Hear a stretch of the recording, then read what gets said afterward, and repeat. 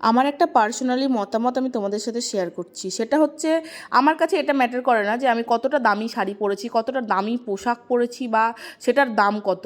তো মেন ব্যাপারটা হচ্ছে আমার কাছে এটা ম্যাটার করে যে আমি পোশাকটা পরে কমফোর্টেবল কিনা, আর দ্বিতীয়ত আমাকে পোশাকটা পরে বা শাড়িটা পরে কতটা ভালো লাগছে। তো তার সাথে দামের কোনো সম্পর্ক নেই।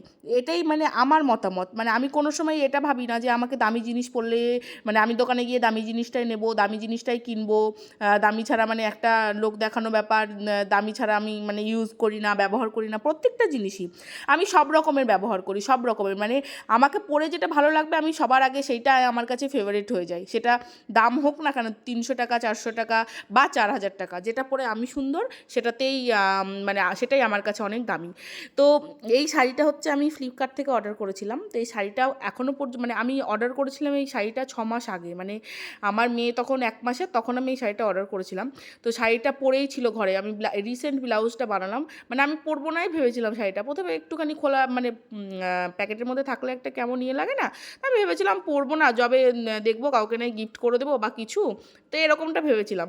তো যাই হোক, আমার এই ব্লাউজটা বানিয়ে দিয়েছে। তো ব্লাউজটা দেখে আমার খুব পছন্দ হয়েছে। তো আমি ভাবলাম শাড়িটা আজকেই পরে নিই। একটা নেমন্তন্ন আছে। নেমন্তন্নটা হচ্ছে আমরা যাব আমার জায়ের ভাইয়ের বউয়ের বাবার বাড়িতে পুজো আছে, অক্ষয় তৃতীয়া উপলক্ষে পুজো ছিল। তো আমাদের নেমন্তন্ন করেছিল দুপুরবেলায় খাওয়া দাওয়ার জন্য। তো আমরা রেডি হয়ে নিলাম। আমি প্রথমে ভাবছিলাম চুড়িদার পরবো, তো আমি ভাবলাম না, চুড়িদার পরবো না, শাড়ি তো পরাই হয় না, তো শাড়িটা পরি। তো সেই জন্য শাড়িটা আমি পরেছি। দেখো, তো শাড়িটা পরে আমার নিজেকে নিজেই যেন আমার একটু অন্যরকম ভালো লাগছিলো। একটা ভালো লাগা থাকে না যে নিজের কাছে, তো সেই জন্য আমার একটু ভালো লাগছিলো। তো দেখো আমার রেডি হওয়া দেখেছো, এই সময়টা এত তো বকে দিলাম। তো আমি মেন কথা একটা বলে দিই। তো এত সাজা একটা মেয়ের জীবনের মানে সবচাইতে গুরুত্বপূর্ণ জিনিসটাই হচ্ছে তার সন্তান, তাই না? তো একটা সন্তানের জন্য কিন্তু একটা মেয়ের জীবনে সব কিছু পাল্টে যায়, সব কিছু চেঞ্জ হয়ে যায়। আমার রেডি হওয়া দেখলে আমি জাস্ট কানেরটা পরলাম, কিন্তু মালাটা পরে দেখলাম যে কেমন লাগে। তো মালাটা মনে হলো যেন বেশি একদম জাবরা হয়ে যাচ্ছে, তো সেই জন্য মালাটা আমি খুলে ফেলেছি, অন্য মালা পরেছি।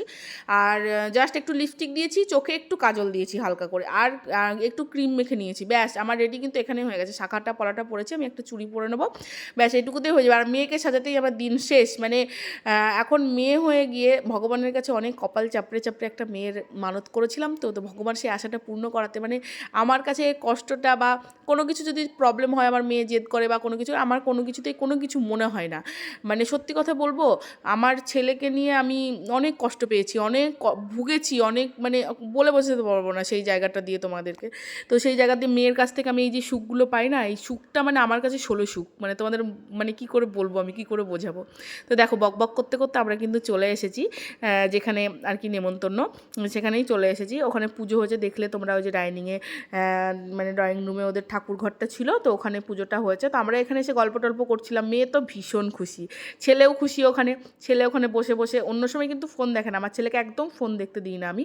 তো যেহেতু মানুষের বাড়িতে এসছে, ওই জন্য ও একটু বললো যে আমি ফোনটা দেখবো, সেই জন্য ফোনটা আমি দিতে বললাম। মানে ওটা আমার হাজব্যান্ডের ফোন, তো আমি ওকে দিতে বললাম। তারপরে দেখো নিচে এসে দেখি ওদের বাড়িতে একটা কুকুর পোষার। আমার কুকুর দেখে তো ভীষণ ভয় লাগে। মানে কুকুর কথাটা শুনলো না, কুকুরের পাশ দিয়ে যেতে ভয় লাগে। অনেকে বলবে যারা কুকুর ভালোবাসো, আমিও ভালোবাসি, কিন্তু ভয় পাই, আমি ভীষণভাবে ভয় পাই। মানে কুকুর দেখে যে কী প্রচণ্ড পরিমাণে, কুকুর যদি একটু ঘেউ করে না, তাতে আমার ভেতরকার পিলি চমকে যায়, মানে এরকম একটা ব্যাপার, বুঝতে পেরেছো? আর দেখো মেয়ে কেমন ঘুরে ঘুরে ঘুরে ঘুরে বেড়াচ্ছে, মানে এত খুশি হয়েছে ও। আর তার মধ্যে একটু টাইলস বসানো ছিল, তো একটু স্লিপ কাটছিল। আর ওখানে দেখো ও মানে যাওয়ার জন্য সাহস পাচ্ছিল না, একটুখানি সাইড হয়ে গিয়ে যেই আমি এসেছি, আর অমনি দৌড়ে মানে আর কি বলবো, হাঁটতে শিখে তো মানে ও কী করবে, তাল পাচ্ছে না, কারোর কোলে থাকছে না, সবসময় হেঁটে হেঁটে হেঁটে বেড়াচ্ছে। দেখেছো এই যে আমার ঘরের মধ্যে চলে এসেছে, ধপাস করে আবার পড়েও গেছে।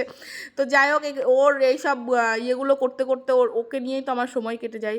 মানে সারা দিনটা, মানে ও যে আমার লাইফে এসছে, আমার ছেলেকে নিয়ে তো কাটে, কিন্তু ছেলে তো এখন বড় হয়ে গেছে, ছেলের পেছনে তত কোনো খাটতে হয় না, কোনো কিছু করতে হয় না, ও নিজেই সব কিছু করতে পারে। তো আমার মেয়েকে নিয়েই সব কিছু এখন খাটনি, যত কিছু। তো যাই হোক, আমরা দেখো এখানে চলে এসেছি খাওয়া দাওয়া করতে। তো এখানে সব কিছু নিরামিষ খাওয়া দাওয়া ছিল, যেহেতু পুজো ছিল। তো নিরামিষ খাওয়া দাওয়ার মধ্যে না একটা আলাদা তৃপ্তি থাকে। সেটা হচ্ছে দেখো, এখানে রান্না হয়েছিল একটা পাঁচ তরকারি, ডাল, চিপস, তোমার পনিরের তরকারি, দই মিষ্টি সব ছিল, চাটনি। তো খেয়ে তো ভীষণ তৃপ্তি করে খেয়ে নিয়েছি। আর যে তারপরে কেনাকাটা করতে চলে এসেছি আমরা, মানে আমার সামনে কিছু বিয়ে আছে, আর আমার ভাইয়ের ছেলের প্রি ফটোশ্যুট আছে অন্নপ্রাশনের জন্য, তারপরে তোমার ওর অন্নপ্রাশন আছে, একটু দেরি আছে সেটাতে যদিও।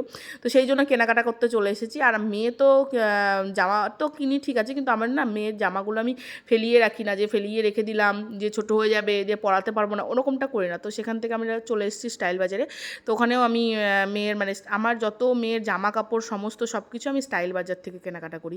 তো দেখো এখানে কোনটা ছেড়ে কোনটা নেব, মানে আমি বুঝতেই পারি না কোনটা ছেড়ে কোনটা নেব। তো ওই জন্য মানে কিনবো ভেবেছিলাম 2 থেকে 3টে, কিন্তু ওখানে গিয়ে হয়ে গেছে 5টা, মানে আর কি বলবো। তো যাই হোক, বাড়িতে এসে তো একদম সময় পাইনি জিনিসগুলো দেখানোর। নেক্সট ভিডিওতে মানে কালকে তোমাদের আমি জিনিসগুলো দেখাবো যে আমি কী কী বাজার করেছি। Thank you so much.